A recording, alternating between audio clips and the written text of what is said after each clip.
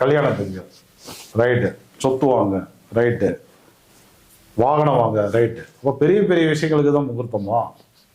அப்படிலாம் கிடையாது. சோம முகூர்த்தம் என்பது இன்னைக்கு எதை செய்தால் வெற்றி. அது சின்ன செயலாக கூட இருக்கலாம், பெரிய செயலாகவும் இருக்கலாம், எது வேணாலும் இருக்கலாம். பணமாக இருக்கலாம், பணம் இல்லாமல் இருக்கலாம், அகம் சார்ந்ததாக இருக்கலாம், புறம் சார்ந்ததாக இருக்கலாம், கல்வி சார்ந்ததாக இருக்கலாம், எது வேணாலும் இருக்கலாம். ஆக்சுவலாக வந்து சுப முகூர்த்தம் அப்படின்னா இன்னைக்கு எதை செய்தால் வெற்றி. ஏன் அது ஓடிட்டு தானே இருக்கு, அது தேவையில்லை, அது அப்படியே ஓடிட்டு அவர் கட் பண்ணிக்குவார். ஆமாம், அது கட் பண்ணிக்குவார். இன்றைக்கு உள்ளார வந்து தெரியாது. இன்றைக்கு எதை செய்தால் வெற்றி, அவ்வளோதான் வந்து கான்செப்ட். அல்லது இந்த வாரம் வெள்ளிக்கிழமை எதை செய்தால் வெற்றி அப்படின்னு நம்ம வந்து தெரிஞ்சுக்கலாம்.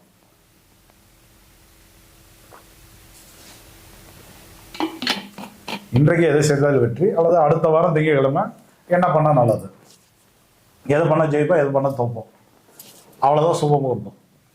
இது வந்து கல்யாணத்துக்கும் அதே தான், சாந்தி முகூர்த்தத்துக்கு அதே தான். வீடு வாங்க, வீடு கட்ட, வீடு விற்க, கிணறு வெட்டதுக்கு, போர் போடுறதுக்கு, ஸ்கூலில் சேர்த்துறதுக்கு, மொட்டை அடிக்கிறதுக்கு, குலதெய்வ கோயிலுக்கு, எந்த கேள்வியாக இருந்தாலும் அவ்வளோதான் மேட்டர். இன்றைக்கி பண்ணலாமா, பண்ணனா வந்து சக்ஸஸ்ஸா, அல்லது அடுத்த வாரத்தில் என்னைக்கு பண்ணால் நல்லது, அடுத்த மாதத்தில் என்னைக்கு பண்ணால் நல்லது, ரெண்டே விஷயங்கள் தான். இதில் வந்து என்னென்னா எல்லாரும் போட்டு நீங்கள் குழப்பிக்கிற என்ன விஷயம்னாக்க ராகாலம், யமகண்டம், நல்ல நேரம், இப்படி பஞ்சாங்கத்தில் வந்து போட்டுப்பாங்க, காலண்டரில் வந்து போட்டுப்பாங்க. ஆனால் இதையெல்லாம் நீங்கள் வந்து நம்பிட்டு இருந்தீங்க அப்படின்னா இப்போவும் இல்லை, இன்னும் எத்தனை வருஷம் ஆனாலும் நீங்கள் வந்து முன்னுக்கு போக போகிறதே கிடையாது. அதுலெல்லாம் நிறைய சூட்சுமங்கள் வந்து இருக்கு. ராகு காலம்னா என்ன, ராகு காலம் கெடுதல் பண்ணணும்னு நீங்கள் வந்து சொல்கிறீங்கல்ல, ரைட்டு. அப்போ ராகு காலம்னா என்னன்னு நம்மளுக்கு தெரிஞ்சிருக்கணுமா வேண்டாமா? ராகு காலம் என்றால் என்ன அப்படின்னா, இப்போ வந்து காலையில் காலையில் ஒரு 5-6 மணிக்கு வந்து விடியுது, மாலையில் சூரியன் வந்து அஸ்தங்கமாயிருது. இந்த பகல் பொழுதில் குறிப்பிட்ட 1.5 மணி நேரங்கள் ராகுனுடைய கிரக ஆற்றல், அந்த சாயா கிரகத்தினுடைய ஆற்றல் இந்த பூமி மேலே அதிகமாக வந்து வருது, அதிகமாக வந்து வருகிறது. அதே ராகு காலம் அப்படின்னு சொல்லியிருக்காங்க. அப்போ அதிகமாக வருது அப்படின்னாக்கா உடனே வந்து அது வந்து கெடுதலா? அது அப்படி கிடையாது.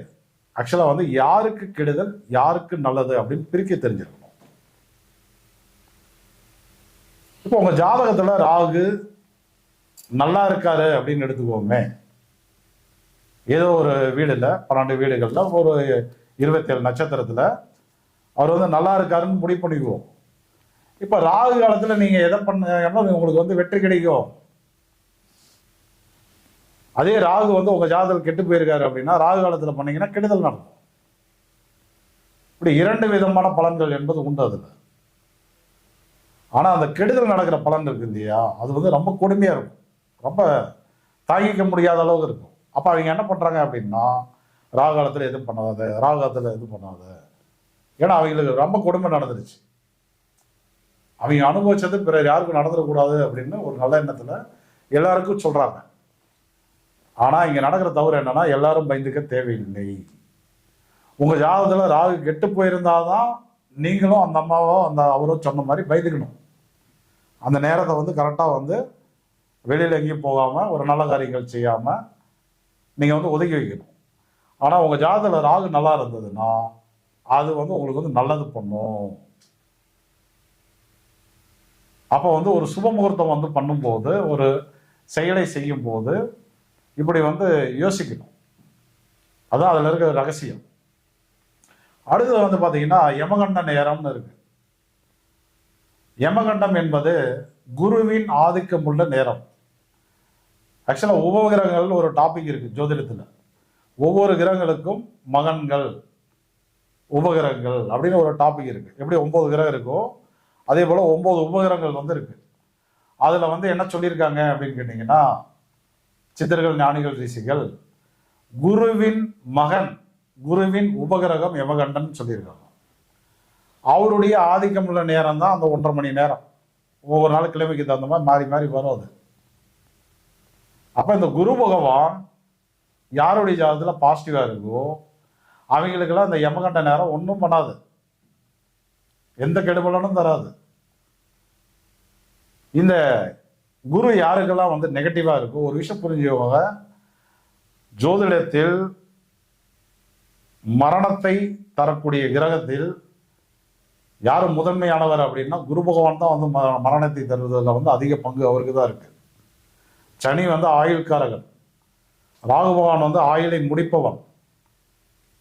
ஆனா மரணத்தை தரக்கூடிய கிரகம் வந்து எது அப்படின்னு கேட்டீங்கன்னா ராகு பகவான், குரு பகவான் தான். சனியை விட ராகு விட குரு தான் வந்து மரணத்தை தருவார். குருக்கு வந்து கெட்டு போன குரு தருவார், யமகண்ட நேரத்தில் தருவார். ஆனா குரு நல்லா இருந்தது அப்படின்னா உங்க ஜாதகத்துல ராகு கெட்டு இருந்தாலோ சனி கெட்டு இருந்தாலோ மரணத்திலிருந்து காப்பாற்றி விடுவார், யமனுக்கே கண்டத்தை திருப்பி கொடுப்பாரு. அதுதான் யமகண்டம். குரு கெட்டு போனவர்களுக்கு யமனால் நமக்கு கண்டம், குரு நல்லா இருப்பவர்களுக்கு யமனுக்கே கண்டம். யமனே நெருங்கினாலும் நெருங்க முடியாது, அதுல இருக்கக்கூடிய சூட்சமே அதுதான். அது இல்லாமல் நல்ல நேரம்னு போட்டிருக்காங்க, அதெல்லாம் வந்து நல்ல நேரமா? அதெல்லாம் நல்ல நேரமே கிடையாது. ஆக்சுவலா வந்து நல்ல நேரம் என்பது திதி, நாமயோகம், கரணம் இதையெல்லாம் பார்த்து எடுக்கணும். அதெல்லாம் எடுத்தாதான் நல்ல நேரம்.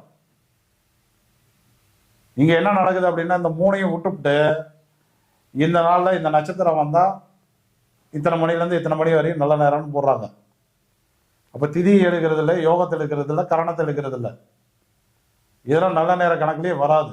அதனாலதான் அந்த இடத்துல அவ்வளவு குழப்பங்கள். நீங்க நல்ல நேரம்னு பார்த்து செய்வீங்க, ஃபெயிலியர் ஆகும். நல்ல நேரம்னு பார்த்து செய்வீங்க, ஃபெயிலியர் ஆயிடும். ராகு காலம் யமகண்டம்னு ஒதுக்கி வச்சிருப்பீங்க, நல்லது நடக்கிறது வந்து நடக்காம போயிடும் உங்களுக்கு. அப்ப அதுல இருக்கக்கூடிய சூட்சமங்களை வந்து புரிஞ்சுக்கோங்க. இந்த ராகு காலம் யமகண்டம் நல்ல நேரத்தை விட நீங்க தெரிஞ்சுக்க வேண்டியது இன்னைக்கு என்ன கரணம் போயிட்டு இருக்கு. ஒரு நாளைக்கு வந்து 2 கரணம், ஒரு திதிக்கு வந்து 2 கரணம் போகும். அது எப்போ வேணாலும் ஆரம்பம், எப்போ வேணாலும் முடிவு. ஒரு கரணம் என்பது 12 மணி நேரம் 14 மணி நேரம் இருக்கும். அதை தெரிஞ்சுக்கிட்டீங்க அப்படின்னா அந்த கரணத்தை அடிப்படையாக வைத்து நீங்க எந்த விஷயம் வேணாலும் பண்ணலாம். நீங்க அழகா வெற்றி கிடைக்கும். பவகரணமா, நிலம், கட்டுமானங்கள், எலக்ட்ரிக்கல் ஐட்டம்ஸு, மிஷினரிஸு, சகோதர சகோதரிகளை வந்து மீட் பண்ணுறது, ஏதோ சண்டை சச்சரவுனா ஸ்டேஷன் போகிறது, இதெல்லாம் பண்ணும்போது உங்களுக்கு வந்து வெற்றி தானாக வந்துடும். நீங்கள் நல்ல நேரம், ராகு காலம், யமகண்டம், கௌரி நேரம், ஓரைகள், உப ஓரைகள், அமிர்த யோகம், சிஷ்ட யோகம், பிரதம யோகம் எதையும் நீங்கள் வந்து பார்க்க தேவையில்லை. கரணத்தை மட்டும் பிடிச்சிங்க அப்படின்னா அதான் காரிய சித்தி, அடிச்சு தள்ளிட்டு போயிட்டே இருக்கலாம் நம்ம. இப்போ பவகரணத்தில் டைரெக்டாக இதை பண்ணிக்கோங்க. இதெல்லாம் வந்து ஃப்ரீ ஆப் இருக்குது நிறையா, அதில் பார்த்து தெரிஞ்சுக்கலாம். இல்லையா என்னுடைய ஸ்ரீ மகாலட்சுமி ஜோதிட வித்யாலயனுடைய திதியோகரண ஜோதிட ஆப் வந்து இருக்கு, சரிங்களா? அதை நீங்கள் மொபைலில் இன்ஸ்டால் பண்ணிட்டீங்கன்னா அதுலேயே இதெல்லாம் வந்து வரும். அதுலேயே வரும், எதை செய்யலாம் எதை செய்யக்கூடாது அதுவும் வந்துடும் உங்களுக்கு. அடுத்தது வந்து பாலவகரணம், நாகவகரணம். இது 2 இருக்கும்போது டெக்னிக்கல் லைனு, சாஃப்ட்வேர்ஸு, வெளிநாடு, பெட்ரோல் அடிக்கிறது, கேஸ் வந்து ரிலேட்டடாக வந்து ஏதாவது பண்ணுறது, வெடிபொருள் சம்மந்தப்பட்டது, ஸோ ஏதாவது வந்து மிரட்டல்கள், இந்த மாதிரி விஷயங்கள்லாம் நம்ம வந்து தைரியமாக வந்து ஃபேஸ் பண்ணலாம். அதில் வந்து வெற்றி கிடைச்சிடும். அரசியல் முயற்சிகள் இதெல்லாம் வந்து வெற்றி கிடைக்கும். அடுத்தது வந்து கௌலவகரணம், சகுனிகரணம், வழக்குகள், வேலையாட்கள், ஒரு நியாயம், அதே போல் ஒரு அதாவது என்னன்னா வேற என்ன சொல்லலாம்னா சனி பகவானுக்கு ஆக்சுவலாக வந்து இந்த போர் போடுறது, கிணறு வெட்டுறது, கால்நடைகள் வாங்கிறது, கால்நடைகள் வந்து விற்பனை பண்ணுறது, புரோக்கர் சம்மந்தப்பட்ட தொழில்கள், எந்த புரோக்கராக வேணாலும் இருக்கலாம், மைண்ட்ஸ் ரிலேட்டடாக இருக்கிற விஷயங்கள், இது எல்லாத்துக்கும் சனி பகவான் வந்து சூப்பராக சப்போர்ட் பண்ணுவார். கௌலவகரணம், சகுனிகரணம் 2 வந்து சூப்பராக வந்து சப்போர்ட் பண்ணுவோம். இப்போ அடுத்தது வந்து தைத்துளை கரணம், தன்னை அழகுபடுத்திக் கொள்வது, வீட்டை அலங்கரிப்பது, furniture item, painting, indoor decorate, outdoor decorate, நம்மளுடைய dressing, makeup sense, hair style, இப்போ அது இல்லாமல் வந்து 2 வீலர் 4 வீலர் வந்து extra fittings, sticker design, painting work, எல்லாமே அலங்கரிப்பு வேலைகள். என்டர்டைன்மெண்ட், ஒரு தேட்டருக்கு போகிறோம், மாலுக்கு போகிறோம், பீச்சுக்கு போகிறோம், ஒரு பார்க்குக்கு போகிறோம், ஒரு டூரிஸ்ட் பிளேஸு, தைத்துளை கரணத்தில் போய் பாருங்கள், அந்த என்ஜாய்மெண்ட்டே வேறு லெவலில் இருக்கும். தைத்துளை கரணத்தில் வந்து பியூட்டி பார்லர் போய் பாருங்கள், ஒரு ஹேர் ஸ்டைல் பண்ண போய் பாருங்கள், ஒரு துணி எடுத்து பாருங்கள், ஃபெயிலியரே ஆகாது, அவ்வளோ ஒரு சக்ஸஸ் கிடைக்கும். அடுத்தது வந்து பார்த்தீங்க அப்படின்னா கரசை கரணம். இந்த கரசை கரணம் வந்து சந்திரனுடைய ஆதிக்கமுள்ள கரணம். இதில் நீங்கள் வந்து என்ன பண்ணணும் அப்படின்னா, இப்போ வந்து உணவுகள் வந்து வாங்கிறது, உணவுகள் ஆக்சுவலாக வந்து சமைத்தது சமைக்காதது இதெல்லாம் வந்து பர்ச்சேஸ் பண்ணீங்க அப்படின்னா அவ்வளோ சீக்கிரம் கெட்டு போகாது. தரமானதாகவும் இருக்கும், சுவையானதாகவும் இருக்கும், அவ்வளோ சீக்கிரம் கெட்டு போகாது, ரேட்டு ரீசனபிளாக கிடைக்கும். உணவு சம்மந்தப்பட்ட அத்தனை விஷயங்களும் பண்ணலாம்.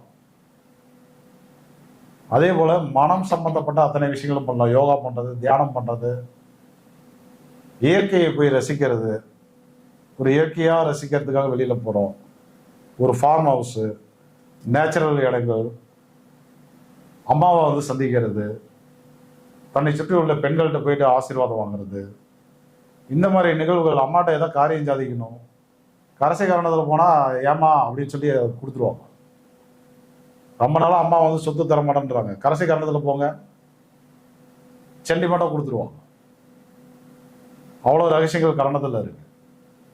அடுத்தது வந்து வணிசீகரணம், அரசு, அரசியல், அப்புறம் வந்து பங்காளிகள், பூர்வீகம்,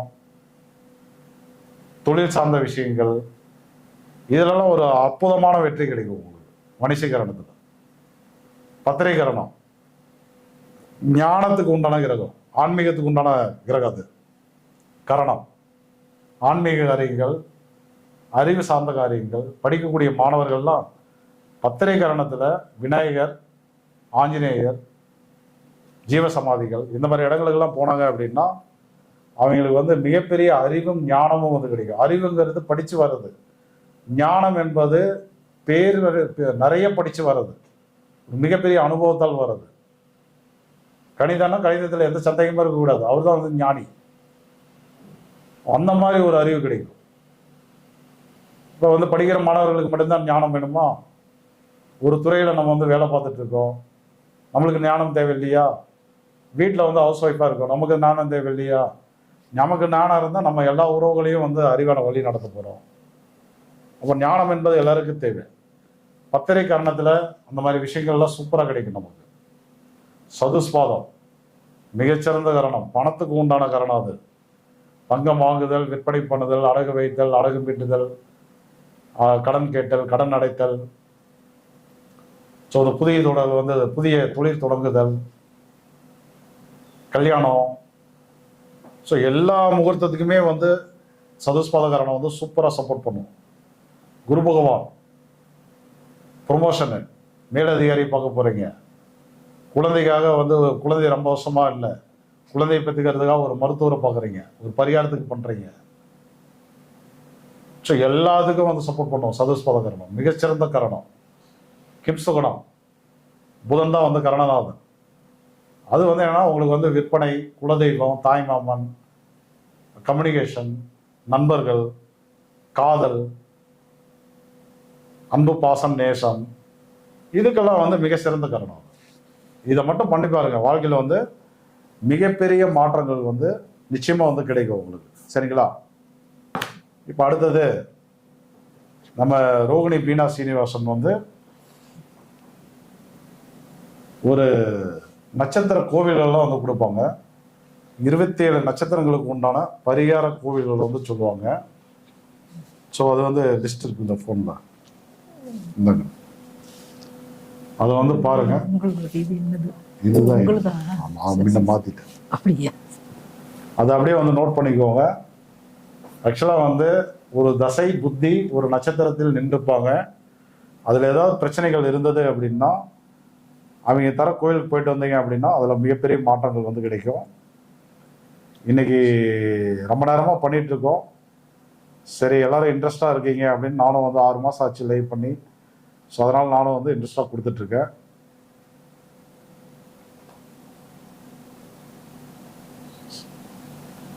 இருபத்தேழு நட்சத்திர கோவில்கள். எனக்கு ஒரு 5 நிமிஷம் பிரேக்கு, அவங்க முடிச்சுட்டு வரட்டும். அதுக்கப்புறம் நம்ம வந்து திதி யோகக்கான முடக்கு வைநாசிகத்தில் இருக்கக்கூடிய ரகசியங்களை எல்லாம் இன்னைக்கு முடிஞ்சளவு பார்த்துருவோம். நம்ம அவங்க பார்த்த பிறகு பாருங்க, ஒரு 5 நிமிஷம் வந்து வெயிட் பண்ணுங்க எனக்காக. நட்சத்திர டேபிள் இருக்கா? இது சொல்லுங்க. 27 லைனை சொல்லிடுங்க. ஸோ அஸ்வினியில் ஏதாவது கிரகம் இருந்து தசாபுத்தி நடந்தது அப்படின்னா அந்த பரிகாரத்துக்கு போய்க்கலாம். இது கட் பண்ணிட்டேன்.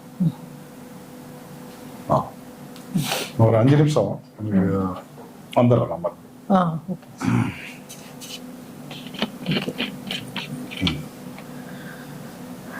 இப்போ உங்களுக்கு நான் 27 நட்சத்திரங்களுக்கு உண்டான தோஷ நிவர்த்தி. இப்போ ஒரு கிரகம் உங்க ஜாதகத்துல ஒரு கிரகம் 9 கிரகங்கள் இருக்கு இல்லையா? அப்ப 12 ராசி கட்டங்கள்ல தள்ளி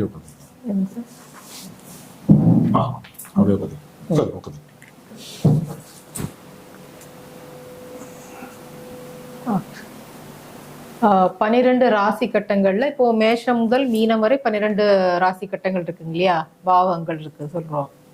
அதுல 9 கிரகங்கள் இருக்கு. இப்போ இந்த 9 கிரகங்களும் இந்த 12 வீடுகள்ல ஏதாவது ஒரு வீடுகள்ல ஒரு நட்சத்திரத்தை சார்ந்துதான் இருக்கும். இப்போ உங்க ஜாதகத்துல ஒரு கிரகம் அந்த நட்சத்திரத்துல போய் நின்றுட்டு, இப்போ வந்து 27 நட்சத்திரங்கள் இருக்கு இல்லையா? இப்போ அஸ்வினி டு ரேவதி 27 நட்சத்திரங்கள். இப்போ ஒரு கிரகம் நம்ம சொல்லுவோம் உங்களுக்கு வந்து இப்போ குரு இருக்கு. இப்போ குருங்க கிரகம் வந்து இப்போ ஏதாவது ஒரு நட்சத்திரத்துல போயிட்டு கெட்டு போயிருக்கு. இது நட்சத்திரம் சொல்லிட்டு முடிச்சிடலாம். லாஸ்ட் மாத்திரம் சொல்லிடுறேன். இப்போ வந்து ஏதாவது ஒரு கிரகம் இப்போ ஒரு அஸ்வினியில போய் நின்றுட்டு கெட்டு போயிருக்கு, நெகட்டிவா இருக்கு அப்படின்னா நீங்க வந்து திருவிடை மருதூர் மகாலிங்கேஸ்வரர் அப்படிங்கிற கோயிலுக்கு, கும்பகோணத்துக்கு பக்கத்துல இருக்க கோயில போயிட்டு நீங்க பரிகாரம் பண்ணிக்கணும். எப்போ பண்ணிக்கலாம்னா பத்திரை கரணம் அன்னைக்கு போயிட்டு நீங்க பரிகாரம் பண்ணிக்கலாம். அடுத்ததாக பரணி நட்சத்திரம் உங்க ஜாதகத்துல பரணியில ஒரு கிரகம் நின்று கெட்டு போயிருந்தால், இப்போ 9 கிரகங்கள்ல ஏதாவது ஒரு கிரகம் பரணி நட்சத்திரத்திலிருந்து கெட்டு போயிருந்தால் நீங்க பழையாறை வடதளி சோமேசர் அப்படிங்கிற ஆலயத்துக்கு போயிட்டு நீங்க தைதுளை கரணம் நடைமுறையில் உள்ள நாள் போயிட்டு நீங்க பரிகாரம் பண்ணீங்கன்னா உங்களுக்கு அது சக்சஸ் ஆகும். அடுத்ததாக கிருத்திகைக்கு உண்டான பரிகார கோவில் பார்த்தீங்கன்னா திருப்புகலூர் அக்னீஸ்வரர் அந்த ஆலயத்துக்கு போயிட்டு எப்போ போறோம்னா வனிசை கரணம் உள்ள நாள் போயிட்டு நீங்க பரிகாரம் பண்ணிக்கலாம். அடுத்ததாக ரோகிணி நட்சத்திரத்துல ஒரு கிரகம் நின்று கெட்டு போயிருந்தா திருநாவலூர் பக்த ஜனேஸ்வரர் அப்படிங்கிற ஆலயத்துக்கு கரசை கரணம் அன்னைக்கு போயிட்டு நீங்க பரிகாரம் பண்ணிக்கலாம். அடுத்ததாக மிருகசீரிஷம் நட்சத்திரத்துக்கு ஓசூர் சந்திரசூடேஸ்வரர் அப்படிங்கிற ஆலயத்துக்கு நீங்க பவகரணம் உள்ள நாள் போயிட்டு பரிகாரம் பண்ணிக்கலாம். திருவாதிரை நட்சத்திரத்துக்கு ஸ்ரீ சோழேஸ்வரர், செங்காலிபுரம் ஸ்ரீ சோழேஸ்வரர் அப்படிங்கிற ஆலயத்துக்கு பாலவகரணம் உள்ள நாள் போயிட்டு நீங்க பரிகாரம் பண்ணிக்கலாம். அடுத்தது புனர்பூசம் நட்சத்திரத்துக்கு கும்பகோணம் கற்கிடேஸ்வரர் ஆலயத்துக்கு சதுஷ்பாதம் கரணம் அன்னைக்கு போயிட்டு நீங்க பரிகாரம் பண்ணிக்கலாம். அடுத்ததாக பூசம் நட்சத்திரத்துக்கு பருதியப்பர் தஞ்சாவூர், பருதிங்கிற ஊரில் உள்ள பருதியப்பர் ஆலயம் தஞ்சாவூர் கோயிலுக்கு கௌலவ கரணம் உள்ள நாள் போயிட்டு நீங்க பரிகாரம் பண்ணிக்கலாம். அடுத்தது ஆயில்யம் நட்சத்திரத்துக்கு திருப்புவனவாசல் விருத்த உரீஸ்வரர் அப்படிங்கிற ஆலயத்துக்கு நீங்க கிம்ஸ்துக்கனம் கரணம் அன்னைக்கு போயிட்டு பரிகாரம் பண்ணிக்கலாம். அடுத்தது மகம் நட்சத்திரத்துக்கு திருவத்துறை தீர்த்தபுரீஸ்வரர் அப்படிங்கிற ஆலயத்துக்கு பத்திரை கரணம் அன்னைக்கு போயிட்டு பரிகாரம் பண்ணலாம். பூரம் நட்சத்திரத்துக்கு தலச்சங்காடு சங்கராணியேஸ்வரர் அப்படிங்கிற ஆலயத்துக்கு தைதுளை கரணம் போயிட்டு பரிகாரம் பண்ணிக்கோங்க. உத்திரம் நட்சத்திரம் கெட்டு போயிருந்தால் காஞ்சிபுரம் காமாட்சி அம்மன் கோயிலுக்கு வனிசை கரணம் போயிட்டு பரிகாரம் பண்ணிக்கலாம். அஸ்தம் நட்சத்திரம் கெட்டு போயிருந்தா செய்யாறு வேதபுரீஸ்வரர் ஆலயத்துக்கு கரசை கரணம் அன்னைக்கு போயிட்டு பரிகாரம் பண்ணிக்கோங்க. சித்திரை நட்சத்திரத்துக்கு திருவெரும்பூர் எறும்பீஸ்வரர் திருச்சி பக்கம் இருக்கு, அந்த ஆலயத்துக்கு நீங்க பவகரணம் உள்ள நாள் போயிட்டு பரிகாரம் பண்ணிக்கலாம். சுவாதி நட்சத்திரத்துக்கு மருதமலை தண்டாயுதபாணி முருகர் அப்படிங்கிற ஆலயத்துக்கு பாலவகரணம் உள்ள நாள் போயிட்டு பரிகாரம் பண்ணிக்கோங்க. விசாகம் நட்சத்திரத்துக்கு கபிஸ்தலம் காசி விஸ்வநாதர் சிவன் கோயில் அங்க நீங்க சதுஷ்பாதம் கரணம் அன்னைக்கு போயிட்டு பரிகாரம் பண்ணிக்கோங்க. அடுத்தது அனுஷம் நட்சத்திரம் கெட்டு போயிருந்தா திருவெற்றியூர் ஆதிபுரீஸ்வரர் அப்படிங்கிற ஆலயத்துக்கு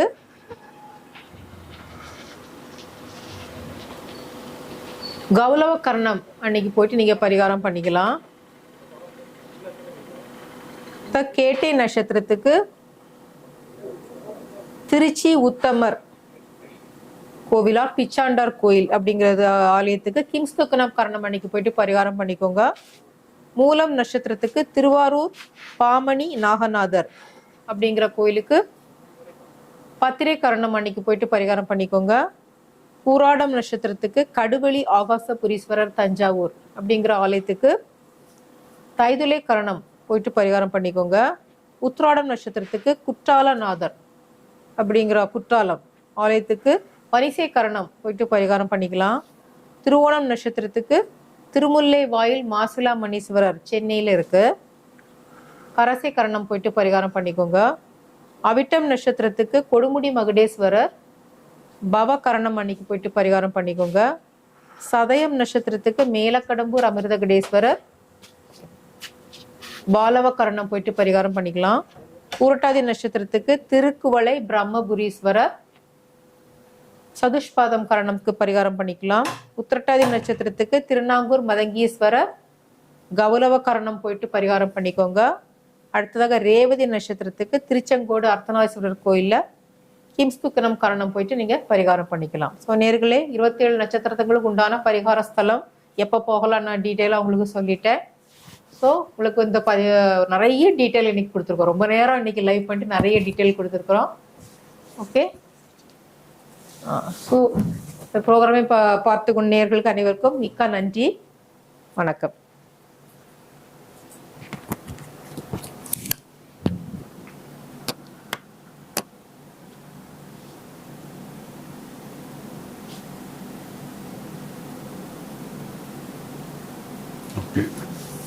ஓகே. ம்.